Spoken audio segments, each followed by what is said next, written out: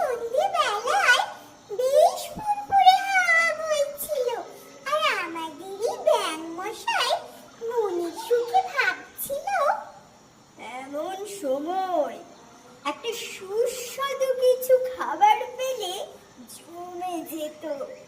আর ভাবতে ভাবতে পুকুরের জলে লুকিয়ে পড়ে। যেমন ভাবনা তেমন কাজ।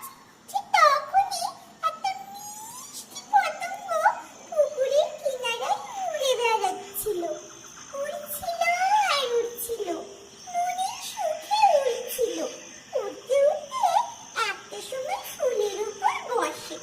বসে ডানা মেলে। ডানা মেলতে মেলতে মধু খায়। আর ঠিক সেই সময় ব্যাঙ মশাই সুযোগ